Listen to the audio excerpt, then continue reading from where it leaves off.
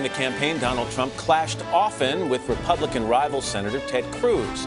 So how is he feeling this morning? Ted Cruz joins us now from the Capitol. Senator, good morning to you. Good morning. Good to be with you. Good to have you here. You were in this race for a very long time. You wanted the nomination. You wanted to be the guy taking the oath of office today. So let me start with your emotions. What are you feeling? Well, to be honest, the biggest thing I'm feeling is excitement for what's coming next. This election in November what was a mandate for change. It was the American people saying overwhelmingly that we want to change the path we're on. And I think we have the opportunity right now to do an extraordinary amount of good. And I am excited to roll up my sleeves and get to work actually delivering on the promises we made, bringing back jobs, helping raise wages, protecting people's freedom, and keeping this country safe. Let me stay on the personal side for a moment, Senator, if you don't mind. I did mention that you clashed often with Donald Trump during the campaign. How would you describe your personal relationship now? Oh, it was a vigorous campaign. He campaigned hard, I campaigned hard, and he won. The democratic process worked. He prevailed in the primary, he prevailed in the general. And at this point, I would say we have a very good relationship. You know, right after the election was over in November, I traveled to New York, went to Trump Tower, sat down with the president-elect, and I said, I want to help any way I can. I want to help lead the fight in the Senate to accomplish what we promised for the American people. The stakes are too high. And since that meeting, my office and his office, we have been talking every day, sometimes as frequently as every hour. And I am very, very encouraged. I think we are poised to have the most productive Congress in decades. I think we're going to start off confirming every one of President Trump's cabinet nominations. I think it's a fantastic cabinet. And then we're going to turn to repealing Obamacare, and we're finally going to repeal that law that has hurt so many millions of Americans, that's taken away so much health care, right, that's driven up premiums and cost people jobs. And then I think we're going to be very productive early on, lifting the burdens on job producers, on small businesses, and creating an environment where there are more jobs and more opportunities. Senator, there is still this Russia cloud that hangs over this election. It hangs over today. New York Times says more news today. What is your level of concern about what Russia has done, and how important do you think it is for there to be an investigation that gets to the final verdict bottom of what Russia did?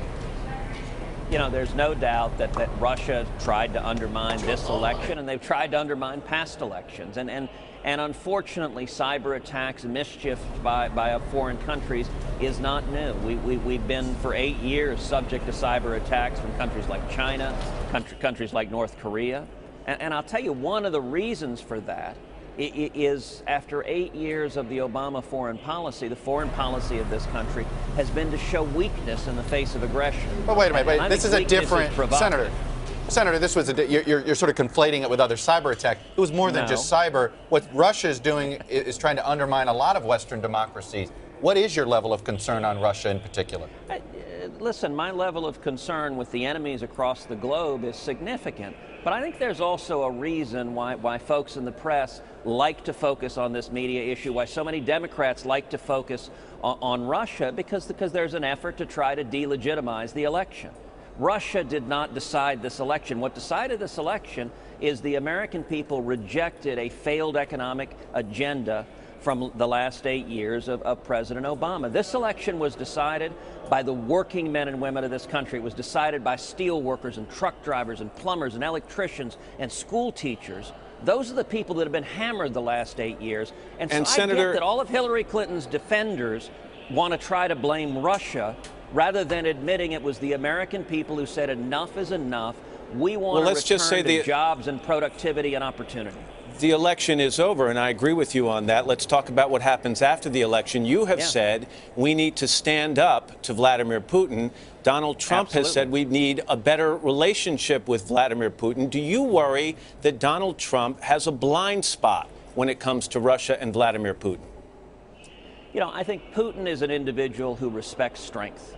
And one of the reasons that we have seen such an aggressive Russia the last 8 years is I don't think Putin respects the current occupant of the Oval Office. I don't think he respects President Obama. I think he views him as weak and ineffective. I hope and believe that's going to change at noon today, that if you want to keep this country safe, you know, when I travel abroad, when I talk with foreign heads of state, with foreign ministers, with ambassadors, they say over and over again, our friends and allies tell me, we can't trust America. Your word isn't any good. You don't keep your word. You don't stand by your friends. And our enemies are not afraid of us. That needs to change. Our friends and allies need to be able to trust us, and our enemies should fear us. And I'll tell you, if you look at the national security team that President Trump has put together, if you look at General Mattis as Secretary of Defense, if you look at General Flynn as the National Security Advisor, if you look at Mike Pompeo at CIA, I'm very encouraged that we're going to see a return, and that across the world, friends and enemies alike are going to say America is back. Senator Cruz, you talked about joining him in his fight. He fights for some things in some groups that you're not a fan of. He said nice things about Planned Parenthood, thinks they do good things. He has a position on trade that's diametrically opposed to years of Republican orthodoxy, and he also has talked about doing deals with Senator Schumer on infrastructure. Are you going to fight for those things? I think the next few years, we're going to see what specific policy proposals emerge from the new administration. They're bringing the team specifically, together. Would you fight to reverse trade deals that you once thought were a good idea and good for the American economy? Well, I've advocated quite vocally that we need to be more vigorous protecting American interest on trade. I think the Obama administration didn't look out for the American worker. I vocally opposed TPP, and so I'm glad to see a president who's focused on American jobs. Now, I think we need to be opening up foreign markets at the same time. I think that's good.